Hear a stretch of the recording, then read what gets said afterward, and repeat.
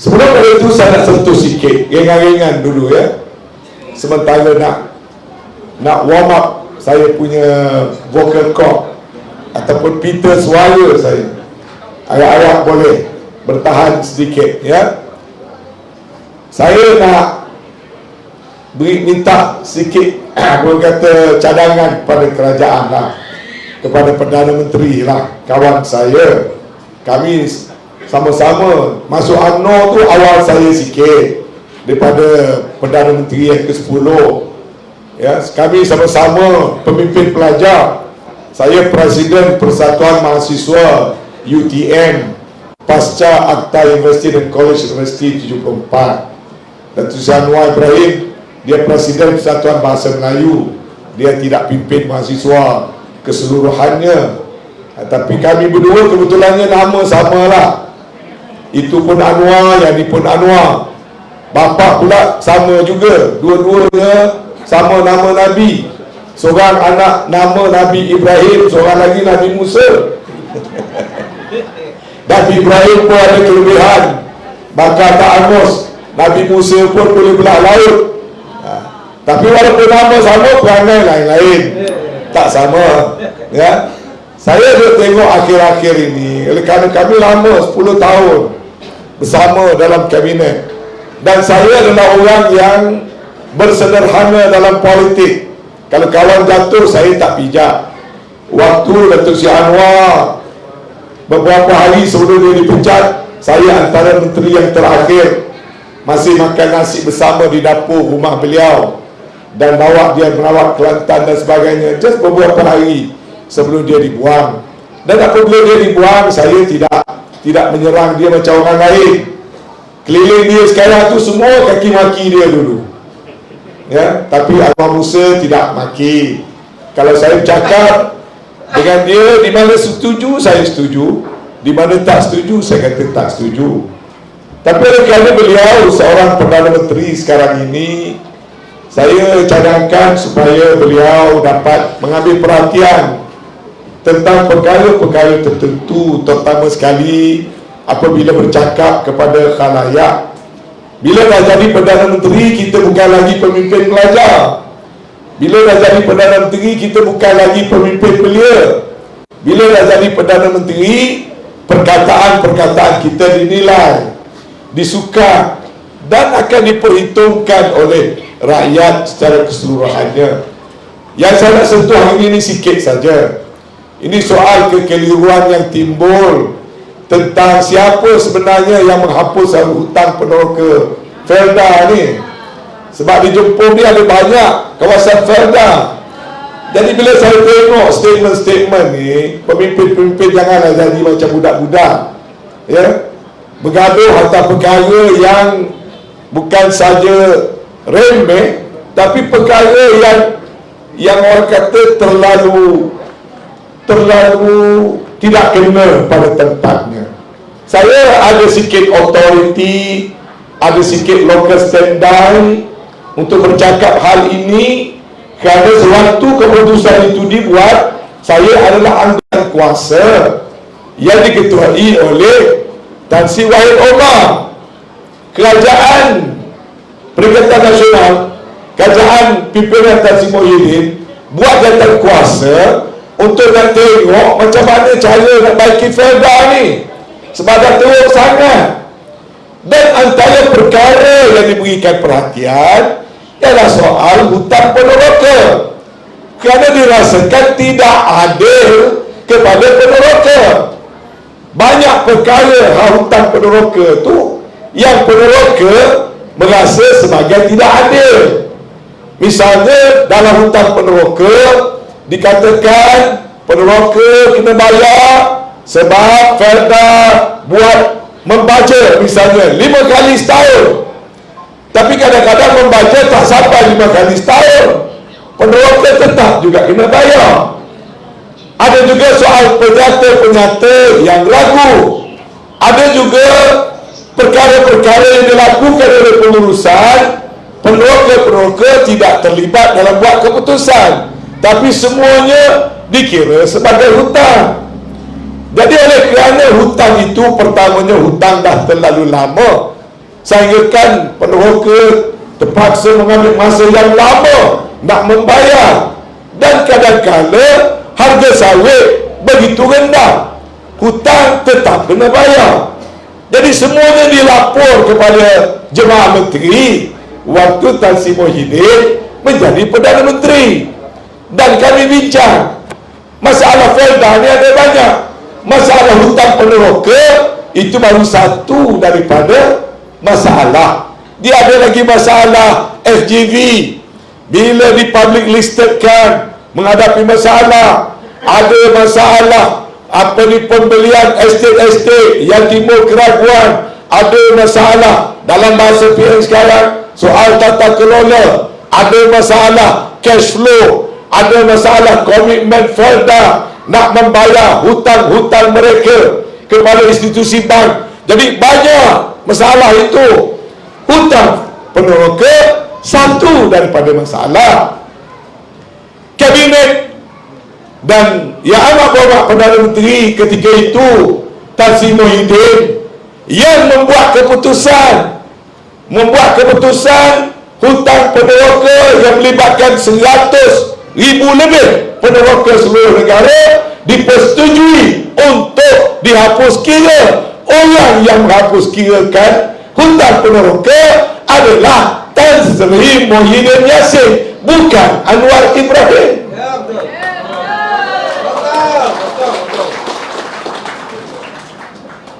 Kemudian ahli Parlimen Pakatan Harapan dalam bulan September tahun 2021 bertanya soalan kepada Parlimen, soalan bertulis, dan kerajaan dah jawab. Dia tanya soal hapus hutang peneroka ni dah berada di tahap mana dari segi pelaksanaan dalam tahun 2021. Dan kerajaan waktu itu telah menjawab dan memberi laporan pada akhir tahun 2021. Ya, ingat ya, ini jawapan Parlimen, dia tak boleh bohong. Pada akhir tahun 2021 seramai 98,867 orang peneroka sudah selesai tanda tangan setuju dalam persetujuan perjanjian penghapusan pinjaman dan pengurusan kebun antara peneroka dan Felda. Maknanya hampir 100,000 orang dah siap sign, dah selesai soal penghapusan hutang mereka. Jumlah peneroka semua sekali ada 112,638 orang yang dah selesai sign pada September 2021 ialah 98,867. Ini jawapan dalam Parlimen. Ini fakta. Tahun 2021 lagi soal penghapusan hutang peneroka sudah pun terlaksana.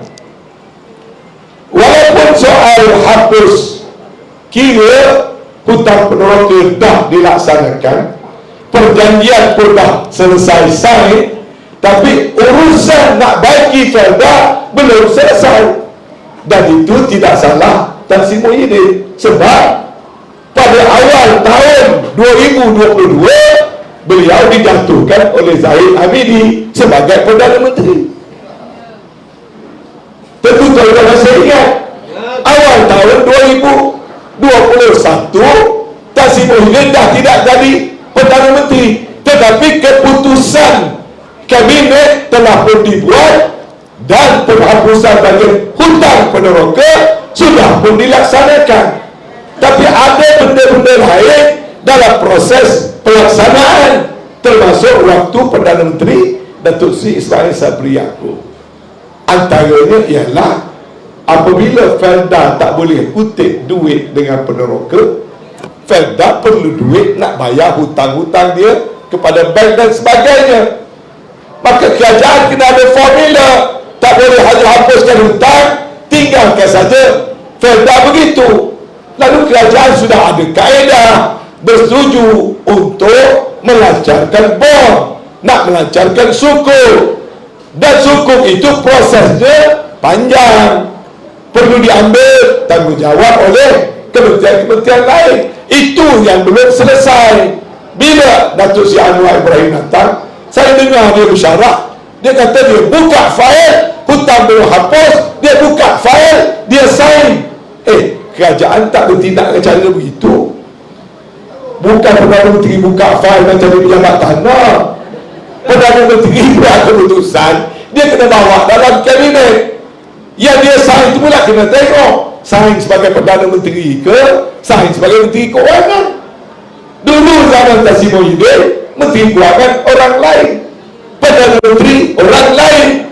Zaman Datuk Seri Anwar, Menteri Keuangan pun dia, Perdana Menteri pun dia. Jadi bila dia sign, saya dia sendiri tak tahu dia sign sebagai apa. Tapi yang dia sign itu adalah jaminan kerajaan untuk bond, untuk sukuk, yang merupakan sebahagian daripada formula penyelesaian bagi membantu Felda. Bukan dia sign soal penghapusan hutang.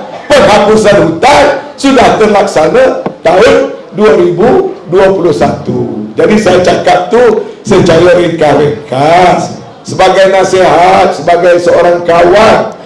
Kami berdua jadi menteri bersama-sama 10 tahun.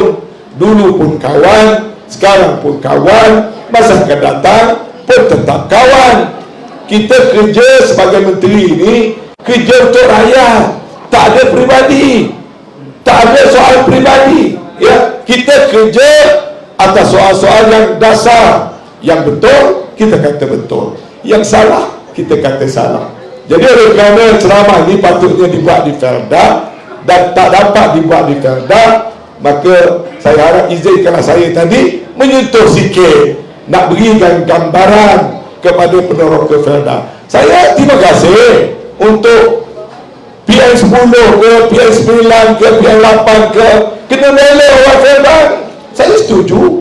Memang berikan tanah, adakan kemudahan dan sebagainya.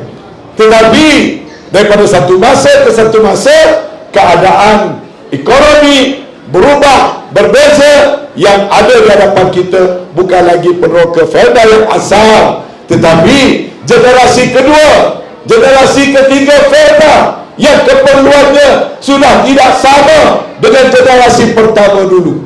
Mereka bukan hanya perlukan soal hanya tanah dan kebun, mereka memerlukan ilmu pengetahuan, mereka memerlukan teknologi, mereka memerlukan rumah-rumah generasi kedua, mereka memerlukan berbagai-bagai pembelaan, mana-mana juga kerajaan. Lebih lagi kalau kerajaan Perikatan Nasional mengambil balik, kita sudah tentu akan meletakkan agenda peneroka Felda adalah antara yang penting.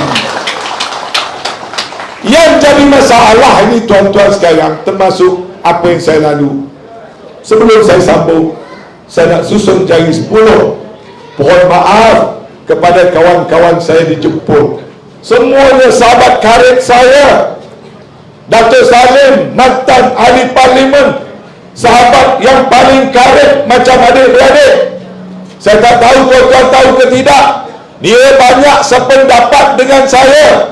Terus terang saya kata, saya dengan dia adalah antara orang yang tak setuju dengan tindakan Zahid Hamidi.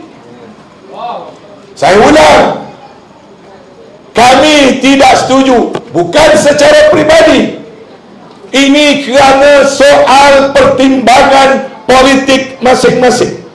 Ya, kalau nak dikirakan tuan-tuan, saya ini bukan ketua cawangan. Saya ini Setiausaha Agung Parti. Saya Setiausaha Agung Barisan Nasional. Saya Setiausaha Agung UMNO. Saya pengurusi Barisan Nasional Negeri. Saya pernah pegang pengurusi Badan Perhubungan UMNO Negeri Kelantan. Saya ahli parlimen beberapa penggal. Saya calon parti 8 penggal betul-betul. Saya ahli Dewan Negara, saya ahli Dewan Negeri, saya ahli Dewan Rakyat, saya Menteri Belia dan Sukan, saya Menteri Luar Bandar, Saya Menteri Wilayah Persekutuan, saya Menteri Komunikasi, bukan Ketua Cawangan Simpan Petang atau Seri Menanti atau kampung apa sebelah ni yang ada Lonek. Pun saya dengan penuh reda tinggalkan UMNO ni, tuan-tuan. Saya kena share lah dengan kawan-kawan UMNO di Jepun ini, sebab saya tahu dalam hati mereka juga sependapat dengan saya, tapi mereka tersepit sebab mereka masih pegang jawatan. Saya dipecat, lebih mudah buat keputusan sebab dia dipecat. Tapi saya heran juga pemimpin UMNO, dah dia pecat saya, bila saya masuk PAS dia pula koyak. Kenapa koyak? Saya bukan lompat, saya bukan katak, saya dipecat. Bila dipecat saya tak ada parti. Dah kamu cerai saya menjanda, tapi janda saya janda berhias. Kamu cerai saya, ada yang meminang. Bila saya dipinang oleh orang lain, ya kamu koyak, dia apa pasal? Tapi ramai kawan-kawan saya di Jepun, dia faham apa yang saya buat, tuan-tuan. Saya buat kerana saya nak pastikan waktu itu UMNO kekal kuat dan memimpin jemaah Islamiah yang lain. UMNO itu dilahirkan untuk memimpin, bukan untuk dipimpin, bukan untuk jadi parti minta sedekah macam sekarang. Nak bertanding kursi pun kena minta dengan orang. Betul tak, tuan-tuan? Jangan kata saya tak sayang. Hari ni pun saya tak malu depan-depan pemimpin Pak kau tanya saya sayang ke tidak pada UMNO. Saya sayang pada perjuangan UMNO, tidak semestinya parti UMNO, perjuangan UMNO. Sebab asalnya dalam negara kita ni UMNO saja yang partinya. UMNO ni, tuan-tuan, namanya pun tak ada parti. Orang lain parti itu, parti ini. UMNO, Pertubuhan Kebangsaan Melayu Bersatu. Kenapa? Dia lahir daripada gabungan berbagai-bagai persatuan orang Melayu yang mana berada dalam sebuah negara yang 446 tahun tak dapat nak memerdekakan diri. 446 tahun dijajah oleh kaum dan bangsa lain. 446 tahun datang Portugis, kita dijajah. Datang Belanda, kita dijajah. Datang orang putih, kita dijajah. Datang Jepun, kita dijajah. Datang Siam, kita dijajah. Hilang segala jati diri kita. Bukan sekejap, 7 keturunan, 446 tahun. Akhirnya bukan UMNO tumbuh UMNO, gabungan orang-orang Melayu, persatuan-persatuan Melayu, dan jangan lupa yang bukan Melayu juga bergabung. Cuma waktu itu UMNO berpandangan biarlah orang Melayu bubuh satu nama UMNO. Yang lain MCA orang Cina buat satu parti, orang India juga buat satu parti. Jangan lupa, negara kita ini kita tak boleh kata baca sentimen orang Melayu dengan kita lupa pada orang Cina dan orang India, dan kemudian dia bila jadi Malaysia lupa pada Bumi Putra, Sabah dan Sarawak. Sebab itu saya kata UMNO tak boleh ada perkauman. Tak boleh ada perkauman. Kenapa tak boleh ada perkauman? Sebab UMNO itu waktu ditubuhkan dulu ianya berpaksikan kepada agama. Selagi parti politik berteraskan kepada Islam, dia tak boleh jadi perkauman. Sebab saya ulang di mana-mana perkara ini. Sebab sekarang ada usaha nak menakut-nakutkan orang menyertai PAS. Itulah juga sebabnya saya secara reda terbuka menyertai PAS, kerana UMNO dan Barisan Nasional sekarang sudah tidak dapat berfungsi. Barisan Nasional dia telah bunuh diri dengan diri dia sendiri. MCA tak tahu ke mana, MIC tak tahu ke mana. Yang dia penting agenda individu Zahid Hamidi.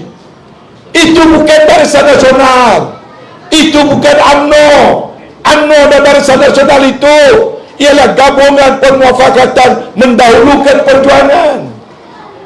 Sekarang kenapa MCA terus ambil putusan tak bertanding satu kursi pun?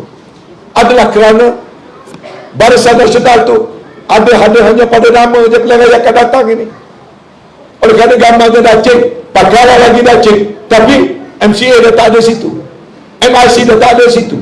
Dulu Barisan Nasional ada 15 parti, 16 parti. Kerana jatuh akibat salah laku kita sendiri, akhirnya jatuh. Semua orang telah keluar meninggalkan Barisan Nasional. Akhirnya yang setia adalah MCA dan MIC. Tapi kerana terlalu nak bokong DAP, dia gelarkan MCA dan MIC sebagai biawak hidup. Biawak hidup kepada siapa? Kamu fikir MCA, MIC biawak hidup? Jadi kalau MCA, MIC biawak hidup, DAP itu apa? Itu adalah buaya naga kalau kamu tak tahu. UMNO Zahid Hamidi dah tak kenal siapa lawan, siapa kawan. MCA memang membakar diri, MIC memang membakar diri. Kenapa? Kerana dia mempertahankan dasar kesederhanaan. MCA dan MIC menjadi sebahagian daripada Barisan Nasional kerana berkongsi dasar yang sama. Sebab tu kita mesti saling mempertahankan antara MCA, MIC dan UMNO kerana kita pegang dasar yang sama. Jangan waktu kita kuat maka kita rasa kita nak tinggalkan kawan kita. Akibat dia Barisan Nasional menjadi makin kecil. Akhirnya apa jadi tuan-tuan sekarang? Berjuta-juta orang dah meninggalkan UMNO. Saya ni dah terlewat meninggalkan UMNO, tuan-tuan. Tuan-tuan tinggalkan UMNO lebih awal pada saya. Saya baru dapat nombor keahlian PAS 1,267,777. Tak keberat tu, tuan-tuan. Bersyarat tiap-tiap malam untuk PAS. Tapi nombor keahlian 1,267,777. Lewat dah saya masuk PAS. Tapi saya reda. Kenapa? Saya bukan tengok pada PAS sebagai partinya. Saya tengok kepada dasar perjuangan yang ada pada PAS. Sebab saya ulang balik, negara kita ini apabila kita capai kemerdekaan, dia kena ada asas-asas membina bangsa dan negara. Kena ada asas. UMNO mungkin berlawan dengan PAS, berlawan kaedah, berlawan cara, bukan dasar.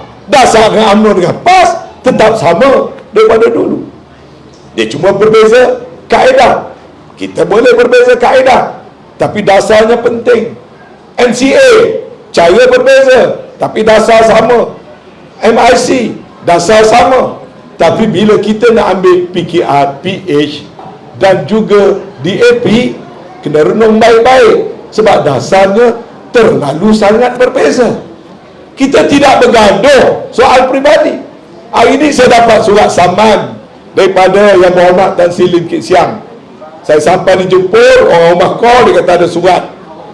Lim Kit Siang saman saya kerana ucapan saya dibaca. Saya kata tak ada masalah. Saya dah lama sebenarnya tunggu Lim Kit Siang saman saya supaya dia bertemu buku dengan luas.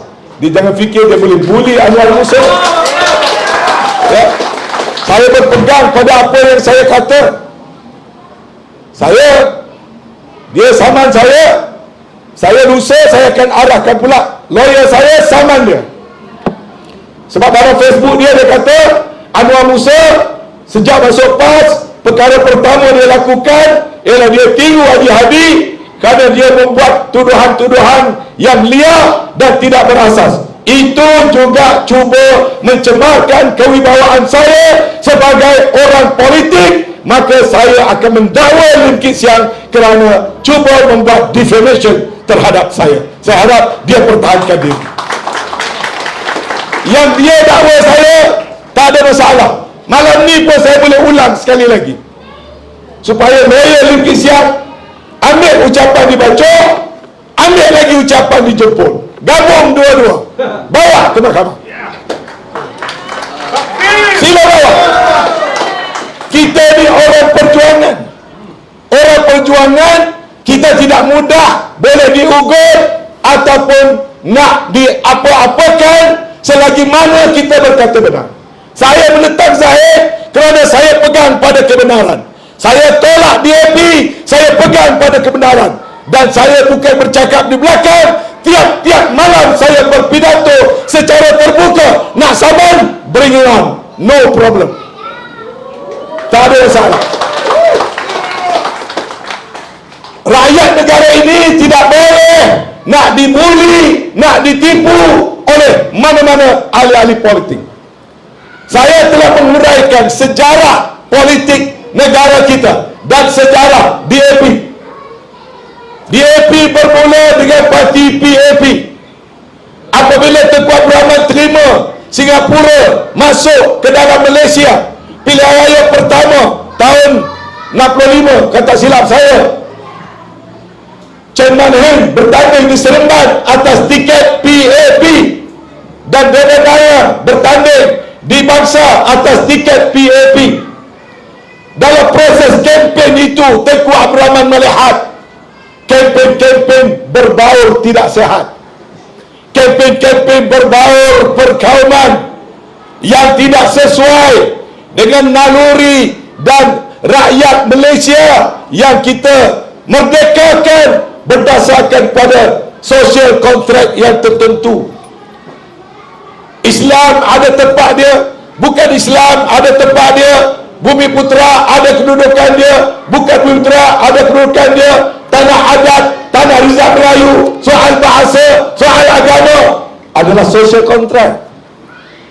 Bila PAP berkempen dengan nada-nada secara tidak langsung bercanggah dengan naluri dan falsafah terbina negara tanah Melayu dan Malaysia, ketika itu Tengku Abdul Rahman lebih rela keluarkan Singapura kerana tak mahu pada ideologi PAP. PAP sebuah parti sosialis. Kempen dia banyak berbau rasis. Banyak laporan yang jelas menunjukkan kempen-kempen berbau rasis. Hatta Parti Komunis Melayu bertumpang semangkuk membantu kempen-kempen pilihan raya parti PAP. Sedangkan Parti Komunis Melayu diharamkan pada ketika itu. Tengku Abdul Rahman bawa usul keluar ke Singapura. Kalau dah kena kencing manis, potong, biarlah hilang ibu kaki sebelum hilang sebelah paha. Kita tak mahu apa terjadi di Singapura akan menimpa negara kita Malaysia. Kita hilang Singapura pada ketika itu. Bukan satu benda kecil, satu benda yang besar. Nak tolak satu wilayah tak menjadi sebahagian pada negara kita yang baru saja 2-3 tahun menjadi sebahagian daripada Malaysia. Ada sebab dia kenapa Tengku Abdul Rahman buat begitu. Waktu tu di sini ada Tengku Abdul Rahman dan Tun Razak, pemimpin yang pintar, yang bijak. Tapi di Singapura dia ada Lee Kuan Yew. Lee Kuan Yew pun tak kurang bijak. Bila Malaysia keluar, kawan-kawannya daripada PAP yang berada di sebenarnya buka parti DAP. Dasar DAP masih lagi dasar yang sama dengan PAP. Singapura dah keluar, tapi virus fahaman DAP, PAP dibawa melalui DAP.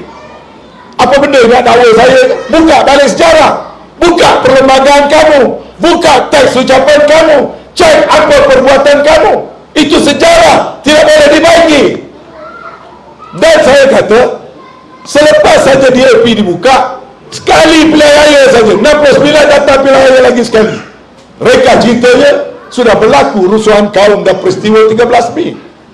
Saya tak kata dia disebabkan oleh kik siang ke siapa ke mana-mana individu. Saya tidak kata begitu.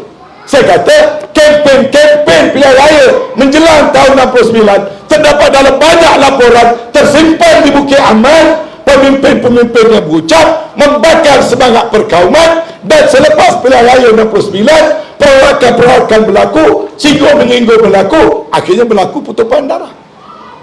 Saya tak kata Lim Kit Siang yang menyebabkan pertumpahan darah. Saya kata kempen-kempen parti berkenaan menjelang ke arah pilihan raya. Dah ada lagi parti-parti yang lain, bukan DAP saja.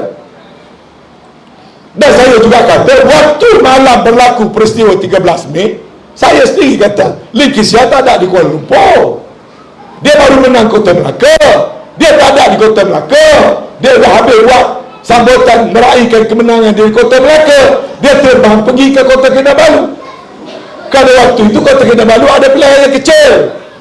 Ucapan dia di Kota Kinabalu direkam oleh polis. Dalam ucapan di Kota Kinabalu, dia masih membangkitkan isu-isu berbau perkauman. Itu yang saya kata. Yang mana satunya tak betul. Saya boleh kemukakan semua bukti-bukti yang saya kata. Dan kalau DAP nak mempertikaikan mereka bermain politik secara perkauman, ia dah jadi makluman bagi seluruh rakyat Malaysia sekian lama. Kalau nak bukti, saya boleh bagi bukti. Saya akan bagikan bukti yang diberikan oleh orang DAP sendiri. Bawalah saya ke mahkamah. Saya akan bawa bukti-bukti hard evidence yang datang daripada mulut dan lidah orang-orang yang pernah memegang jawatan besar dalam DAP tentang apa tindakan-tindakan dia, apa perancangan-perancangan dia terhadap soal bahasa, soal agama, soal hubungan kaum. DAP menjalankan kempen-kempen yang berbau perkauman. Dan saya berpegang pada apa yang saya kata. Dan saya tidak perlu apologetik. Saya tidak perlu apologetik. Dan terus terang saya kata, saya tak setuju dengan Zahid Hamidi kerana dia nak meninggalkan PAS dan Bersatu yang telah terbentuk dalam Muafakat Nasional, kona kok belakang, main pintu belakang, pergi buka jajaran baru dengan DAP. Saya menentang. Dan mereka gelarkan saya broker. Broker Bersatu, broker PAS. Tuan-tuan, saya sedikit pun tak kecil hati kalau tuan-tuan nak panggil saya broker PAS atau broker Bersatu. Saya lebih reda, lebih baik Anwar Musa jadi broker Bersatu daripada menjadi broker dan barua kepada DAP. Ini soal pegangan politik. Soal pegangan politik, benda yang tidak boleh diubah. Saya terlalu yakin dasar asal UMNO yang turut dibawa juga oleh PAS, yang turut diteruskan perjuangannya oleh Bersatu, yang dulunya berbeza sekejap kemudian bergabung di bawah Perikatan Nasional, itulah dasar yang perlu dikembalikan dan diletakkan di persada pentadbiran negara, kerana itulah sebenarnya formula yang abadi dan kekal untuk Malaysia yang sejahtera. Yang ada sekarang tetap somsam, yang ada sekarang tetap politik luar tabi'i. Politik luar tabi'i di mana majoriti umat Islam dalam PRU 15 memberikan mandat kepada parti-parti yang membawa dasar no PH, no DAP. Di Sarawak, parti-parti gabungan GPS dapat 23 kursi membawa obor no DAP, no PKR. UMNO sendiri membawa wirid no DAP, no Anwar dapat 30 kursi. Perikatan Nasional no DAP, no Anwar dapat 74 kursi. Sebenarnya 78 kursi. 3 parti membawa obor yang sama, no Anwar, no DAP. Kalau tiga-tiga ini bergabung, sudah ada 130 kursi. Parti Bumi Putra Melayu Islam sudah boleh membentuk kerajaan dan memberi naungan kepada parti lain, bangsa lain, agama lain. Dan itulah formula yang sepatutnya untuk negara kita. Saya bukan perkauman, tapi realitinya, kalau di kalangan orang Arab ada bangsa Quraisy, kalau Thai ada orang Thai, kalau Indonesia ada orang Jawa. Dalam negara kita ini, kalau mahukan negara ini selamat, kalau mahu politiknya stabil, bukan soal kaum, parti yang bertabir dan memerintah, hendaklah parti yang memerintah dengan dasar yang jangan menyinggung dan menyakiti hati Bumi Putra, orang Melayu dan umat Islam dalam negara ini. Saya tak kata soal Melayu, Cina dan sebagainya. Saya berpegang kuat Islam Tidak peduli soal kaum, bukan asas untuk bergaduh.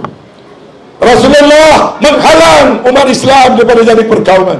Rasulullah buat penegasan, laisa minna man da'a ila asabiyah, wa laisa minna man mata ala asabiyah, wa laisa minna man qatala ala asabiyah. Bukan golongan aku orang menyeru atas nama perkauman. Bukan golongan aku orang yang mati kerana berjuang atas nama perkauman, orang yang berperang atas nama perkauman. Rasulullah jelas. Khutbah terakhir Rasulullah, Nabi bersabda, tidak ada kelebihan orang Arab ke atas orang Ajam, yakni non-Arab. Tak ada kelebihan orang Ajam ke atas orang Arab. Artinya soal kaum tidak menjadikan kita perlu berbeza-beza, kerana Allah jadikan manusia itu lelaki dan wanita, bersuku-suku, berkaum-kaum, agar kita saling kenal mengenali antara satu sama lain. Ianya ada sebagai bertanda kebesaran Allah. Sebab itu dalam sejarah di mana Islam memerintah, orang Cina boleh tidur nyenyak, orang India boleh tidur nyenyak. Kalau Perikatan Nasional Merintah dalamnya ada PAS, orang Cina, orang India, orang Dayak, orang Iban, orang Kadazan boleh tidur nyenyak. Sebab agama itu sendiri melarang kita melakukan kezaliman, ketidakadilan kepada kaum lain dan agama lain. Dia tegas ini. Kerana ada orang nak beracun anak kepada Lim Kim Siang. Tengok apa kenyataan dia buat. Dia kata kalau perempuan di Green Wave ini naik, dia kata kalau dia tengok kuil Hindu, dia tak suka, dia akan robohkan kuil. Itu tak nak tangkap, itu tak nak siasat. Kenyataan itu sudah lebih daripada perkauman. Bila pula Green Wave ataupun UMNO menyentuh mana-mana agama lain, Kelantan bawah PAS 33 tahun, saurat bulu roma orang bukan Islam pun tak pernah diusir oleh PAS Kelantan. Hingga kali ini saya selalu kata, nak tengok patung baling paling besar, pergi ke Kelantan. Datang Negeri Sembilan tak jumpa patung sebesar patung The Sleeping Buddha di Tumpat. Nak tengok patung besar Buddha, Sitting Buddha, pergi ke Kampung Morak di Tumpat, lebih besar daripada mana-mana patung yang ada di Negeri Sembilan. Nak tengok The Standing Buddha, pergi ke Bacau, Kelantan. Wahal Buddha di Kelantan hanya ada beberapa persen saja, sikit saja bilangannya. Tapi kebebasan beragama. Kenapa? Inilah pegangan PAS, inilah pegangan kita semua. Kita tidak ganggu soal keperluan agama lain. Islam dah jamin 1400 tahun dulu, kita tidak akan ganggu soal ibadat dan anutan agama lain.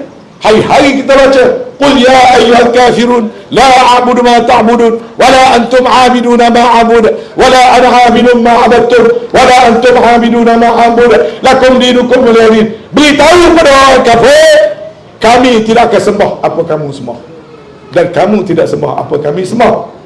Kami tidak akan beribadat cara kamu beribadat, kamu pun tidak akan beribadat cara aku beribadat. Lakum dinukum waliyadin. Bagi kita agama kita, bagi mereka agama mereka. Itulah Islam. Itulah sebab tu Islam itu dikatakan bila diutuskan Nabi Muhammad sallallahu alaihi wasallam, ada ketuan kata wa ma arsalnaka illa rahmatan lil muslimin. Ada ayat macam tu. Wa ma arsalnaka illa rahmatan lil muslimin. Tidaklah aku utuskan kau wahai Muhammad untuk menjadi membawa rahmat bagi semua orang muslim. Tapi Quran kata apa? Tuhan kata macam mana? Wa ma arsalnaka illa rahmatan lil alamin. Rahmat Islam itu mesti untuk seluruh alam. Kalau untuk seluruh alam, dia tak boleh jadi rahmat hanya untuk orang Islam. Islam itu datang untuk mendamaikan, agama kasih sayang, agama yang untuk menyatu padukan. Bila Rasulullah sampai saja ke Madinah, dia satu padukan. Di Madinah dah ada orang Kristian, dah ada orang Yahudi. Sebelum Islam datang ke Madinah, Rasulullah dah tunjuk itu Islam. Tapi sekarang orang nak takut-takutkan. Kalau ada gelombang hijau, PAS tak pernah wujudkan istilah gelombang hijau. Perikatan Nasional pun tak pernah wujudkan istilah gelombang hijau. Ada orang lain yang wujudkan gelombang hijau nak menakut-nakutkan orang. Yang ada ni tuan-tuan bukan gelombang hijau, bukan gelombang biru, bukan gelombang kelabu, bukan gelombang ungu. Ini adalah gelombang rakyat Malaysia yang mahu membebaskan diri mereka. Kita pun tak tahu daripada mana datang. Anak-anak muda datang berbondong-bondong waktu pilihan raya yang lepas. Ketera zaman saya menang 5,000. PRU lepas kalah 23,000. Tanah Merah dulu menang hanya 1,000, 2,000. Baru ni menang 44,000. Kuala Terengganu biasanya kalah 1,000, 2,000. Baru ni menang 40,000. Daripada mana datang? Hanya takdir Allah Subhanahu Wa Taala. Rakyat bangkit kerana rakyat tidak mahu. Rakyat menolak UMNO yang dipalitkan dengan isu 1MDB dalam PRU 13, 14. Rakyat tolak UMNO kerana Zahid Hamidi dalam PRU 15. Bukan tolak UMNO, bukan salah UMNO jempol ke mana-mana. Jempol boleh tahan lagi, boleh tahan menang lagi. Tapi Melaka walaupun baru menang besar pilihan raya negeri, kerana menang di Melaka dan Johor lah, nak cepatkan pilihan raya, buat pilihan raya di Melaka, kosong. Selangor kosong, Penang kosong, Perlis kosong, Kedah kosong, Kelantan kosong, Terengganu kosong, wilayah persekutuan 1 kerusi. Gelombang apa itu? Gelombang rakyat. Kenapa? Sebab rakyat tidak bodoh. Rakyat tolak apabila parti dan pemimpin lebih mengutamakan individu, tidak beramanah, apa saja gelaran. Sekarang ni apa nak marah dengan Perikatan Nasional? Kempen pilihan raya dulu kata apa? Pertama, tolak kaki sakau. Hoi, hoi lah, hoi. Siapa sokong penyamun? Sekarang penyamun duduk kat mana? Duduk belah PN ke? Ataupun duduk belah Kerja Perpaduan? Ya? Grup yang diejek-ejek sebagai penyamun ada dengan kita ke? Ada dengan Kerajaan Perpaduan? Duduk dengan Kerajaan Perpaduan. Dapat pula jenderal DAP berkempen, kita menentang kumpulan kleptokrat. Kleptokrat duduk dengan kita kalah ni? Atau duduk dengan dia orang? Duduk dengan dia orang. Datang pula Ahmad Mazlan, kalau tuan pergi memancing, jangan lupa membawa umpan. Kalau tidak mau dikencing, jangan undi Pakatan Harapan. Pakatan Harapan duduk dengan kita kan? Duduk dengan dia? Duduk dengan dia. Jadi itu perpaduan apa?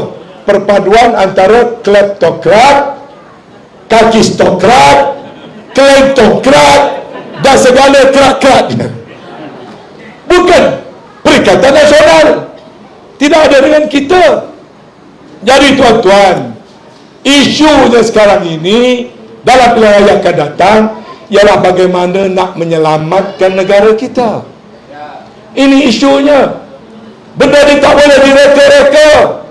Bercakap semula tadi kerajaan muda, belah sana apa tak ada. Pakar strategi, pakar formula. Mana pergi pakar formula sekarang? Orang 100 hari dah boleh tengok hasil. Ini dah 8 bulan tuan-tuan. Dah 8 bulan. Dah nak bentang bajet kali kedua dah kerajaan ini. Mana pergi pakar formula? Kenapa formula tak dibawa? Harga barang terus naik, RM2 terus jatuh, pelaburan terus naik, pasaran saham paling buruk dalam sejarah. Tak lama lagi bil elektrik nak kena naik, harga beras pun nak naik, segala-galanya nak naik. Tuan-tuan nak bongkar lagi kerajaan yang macam ini? Kita tukar. Ini masalahnya tuan-tuan. Waktu jadi pembangkang senang. Kalau kita memerintah, bukan 1 bulan, bukan 1 minggu, 24 jam, hari ini menang, besok minyak turun. Minyak apa turun? Minyak gamak pun tak turun, taik minyak pun tak turun. Sebab saya lama jadi menteri, bawah 5 Perdana Menteri. Jangan bercakap besar bila nak mengendalikan kerajaan. Tidak semudah itu. Dalam begitu jadi, latih menteri, jaga haiwan perkara makanan. Orang tunjukkan dia lembu gemuk, dia keradak naik ke belakang lembu. Satu dunia gelap. Tak pernah orang menonggang lembu. Dia tak kenal lembu ke apa benda. Tonggang lembu. Ada menteri duduk dalam pejabat, orang bagi basikal, kayu basikal dalam pejabat. Buat live FB, rakyat kutuk, dia bagi amaran. Siapa kutuk? Dia hantar kereta polis datang rumah. Macam mana rakyat nak undi kerajaannya macam ini? Kerajaan sedang, rakyat sedang menanti. Masalah harga barang macam mana? Kita memerlukan riset. Satu, riset politik. Politik ini di luar tabi'i. Politik sekarang somsa. Majoriti rakyat jadi pembangkang. Yang menang banyak jadi pembangkang. Yang menang sedikit kerana manipulasi lari ke penyokong jadi kerajaan. Ini politik somsa, tidak akan stabil. Buburlah nama apa sekalipun, perpaduan ke, Madani ke, Badanon ke, dia tidak akan stabil. Pilihan raya ini kita perlu perbetulkan politik ini. Ya, pilihan raya negeri, bukan pilihan raya pusat. Ya, dia bermula dengan negeri dulu. InsyaAllah, kalau rakyat tunjukkan rakyat bersatu padu, tolak kerajaan pimpinan Perdana Menteri 10, InsyaAllah Pilihan raya juga turut akan bertukar sampai akhir tahun. Rakyat kena berikan signal yang jelas, termasuk rakyat dijemput. Rakyat dijemput tak cukup kalau orang bersatu, orang PAS saja. Kena bersama-sama orang-orang UMNO. Nak duduk dalam UMNO, duduklah. Nak jadi ketua cawangan, jadilah. Nak jadi AJK bahagian, jadilah. Tanpa kah tu, ramai pangkah Perikatan Nasional. Selesai. Sebab nak riset politik ni untuk kita semua, bukan untuk orang Perikatan Nasional, bukan untuk orang PAS, bukan untuk orang bersatu. Masalah kita ni politik tak stabil, masalah kita semua. Saya tahu Yang Berhormat Datuk Mustafa Nagor setuju dengan saya, dia pun dah dengar ni. Kalau Wabi Datuk Salim lagilah dia setuju. Riset ini perlu dibuat. Ini sebesar 30 ahli parlimen BN. Saya tahu malam pilihan raya tu keluar saja Rizal pukul 8.30, Tok Mat dah terpacak pergi rumah Hamzah Zainuddin, bersetuju nak buat kerajaan di kalangan parti-parti yang ada 130 kursi ni. UMNO ni tuan-tuan, kalau bagi pada Tok Mat, selesai. Orang Negeri Sembilan kalau nak tolong UMNO, tolong Tok Mat jadi presiden, jangan kekalkan Zahid. Faham ke tak? Orang Negeri Sembilan yang sayang pada UMNO, yang rosaknya UMNO ni kerana orang tak nak Zahid. Cubalah orang Negeri Sembilan cari jalan supaya Tok Mat ganti Zahid. Kalau Tok Mat ganti Zahid ataupun Datuk Seri Najib ganti Zahid, saya rasa UMNO ni tak ada nazak lah, tak ada macam talqin, saya rasa boleh lagi diselamatkan. Kalau UMNO terus pertahankan Zahid, saya mungkin salah, tapi ini pendapat saya. Saya dah kata hari itu, kalau Zahid undur, UMNO boleh diselamatkan. Jangan nak menafikan. Rakyat ramai-ramai berkata begitu. Zahid dah tak boleh selamatkan. Buatlah plastik surgery ke apa ke, macam tu lah. Dah tak boleh. Kerana politik yang sedemikian, yang menyebabkan amanah yang diberikan oleh ahli parti tidak terlaksana. Elok Datuk Mat pegang sekejap bersama dengan saya masa Tok Mat lah lahirnya Muafakat Nasional. Dah cantik Muafakat Nasional. Buat pilihan raya rantau, menang besar. Tok Mat nak menang 2,000, saya kata you akan menang banyak. Saya jadi pengarah pilihan raya rantau. Sebab apa? Orang PAS sokong, UMNO sokong, India sokong, China sokong, semua sokong. Tok Mat menang besar. Pergi ke Tanjung Piang, akad calon MCA, pos rupa, menang besar. PAS sokong, UMNO sokong. Sebab kalau ganti, tak nak ganti Tok Mat, saya nak cadangkan cepat-cepat keluarkan Datuk Najib. Ini semua kawan-kawan saya tahu siapa yang berkebolehan. Siapa yang ada prinsip? Saya tak nak ulas soal betul salah kuasa mahkamah dah selesai. Kalau tanya saya peribadi, segera akan pergi pengampunan kepada Datuk Najib. Sebab tak ada orang nak menyelamatkan UMNO. Kalau Datuk Najib keluar, saya rasa UMNO boleh selamat lagi. Tapi kalau pendam lagi, simpan Datuk Najib lama, tak bagi pula tomat, apa ni, naik ke atas, bertahan lagi dengan Zahid, tak lama qalu inna lillahi wa inna ilaihi raji'un. UMNO mungkin tak sempat nak bangkit lagi dah. Dalam pilihan raya akan datang, kalau tak buat juga perubahan, anak-anak muda akan keluar berbondong-bondong menolak calon-calon daripada PH dan BN dan insyaAllah Perikatan Nasional termasuk Negeri Sembilan akan membentuk kerajaan yang baru di Negeri Sembilan. Politik tidak perlu rocket science. Politik perlu membaca hati nurani rakyat. Kalau buat benda lain daripada hati nurani rakyat, tunggulah akibat, tunggulah kehancuran. Negara ini dibina oleh rakyat, bukan dibina oleh pemimpin. Dibina oleh rakyat. Kalau rakyat menderita dengan kos sara hidup, rakyat tak suka dengan politik manipulasi, rakyat tak suka kepada pembohongan, rakyat tak suka pada janji palsu, rakyat tak suka Perdana Menteri berjoget, rakyat tak suka Perdana Menteri duk janji, rakyat tak suka formula tak datang-datang, rakyat akan tolak dalam peti-peti undi yang akan datang. Itu pasti.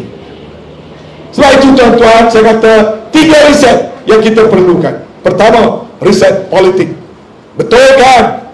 Indo mesti daripada parti-parti yang mendukung dasar rakyat majoriti, Bumiputera Melayu Islam. Tapi Bumiputera Melayu Islamnya macam mana? Yang menerima dan bersedia untuk memberikan perlindungan, perkongsian yang adil dan saksama dengan semua kaum dalam negara ini. Sejak merdeka dasar itu, kita kena kekalkan dasar itu sekarang. Riset politik ini perlu segera dilakukan. Sebab hanya politik yang stabil, barulah riset kedua boleh buat, yakni riset ekonomi. Sekarang ni Anwar buat macam mana sekalipun, pelabur rasa politik ini tak selamat, tak stabil di Malaysia. Hari ini 7 orang, 8 orang datang rumah saya daripada tycoon-tycoon berbangsa Tionghoa, bawa nasi datang makan rumah saya. Orang saya dia tahu saya orang PAS, patutnya orang Cina tak datang ke rumah. Ni datang bawa makanan, duduk. Saya tanya sebagai kawan, saya tanya sebagai peniaga, apa perasaan kamu dengan kerajaan sekarang? Dia kata hopeless. Ramai juga yang kata duit pun banyak yang dah bawa keluar daripada Malaysia. Maka bila keyakinan begitu tak ada, pelabur luar tak yakin, pelabur dalam negara tak yakin, negara ini tidak boleh memulihkan ekonomi. Buatlah macam mana sekalipun, rakyat hanya ada satu pilihan: buang kerajaan ini, gantikan dengan kerajaan baru untuk membawa kestabilan yang sebenarnya bermula dengan pilihan raya negeri yang akan datang. Negara ini dah tak boleh diselamatkan oleh pemimpin. Negara ini hanya boleh diselamatkan oleh rakyat pada 12 bulan. Pemimpin dah tak boleh selamatkan. Mak Sabu tak boleh selamatkan, Rafizi tak boleh selamatkan, Anwar Ibrahim tak boleh selamatkan, Zahid lagilah tak boleh nak menyelamatkan politik yang ada sekarang. Hanya rakyat yang boleh menyelamatkan negara ini dengan menukarkan kerajaan. Apabila politik kita reset, maka barulah ekonomi dapat kita pulihkan dengan membentuk dasar-dasar yang baru di bawah kerajaan yang baru. Barulah pergi pada yang ketiga, soal sosial, agama dan sebagainya yang bercelaru sekarang ini di bawah dasar yang berbeza-beza, yang cuba diselundup masuk oleh DAP. Itu juga perlu dilakukan riset. Maka Malaysia masa akan datang, Malaysia yang lebih baik, Malaysia yang lebih makmur, Malaysia yang lebih bersatu padu, Malaysia baldatun tayyibatun wa rabbun ghafur, negara yang baik, aman, sejahtera, diredai Allah, hanya boleh dibuat melalui perubahan politik yang kita buat secara demokrasi berparlimen dalam pilihan raya akan datang. Selamat mengundi tuan-tuan. Mudah-mudahan Negeri Sembilan berada di saf paling hadapan untuk membawa obor-obor riset politik, riset ekonomi, riset sosial melalui Negeri Sembilan. Negeri Sembilan. Negeri Sembilan. Perikatan. Perikatan. Perikatan. Takbir. Takbir.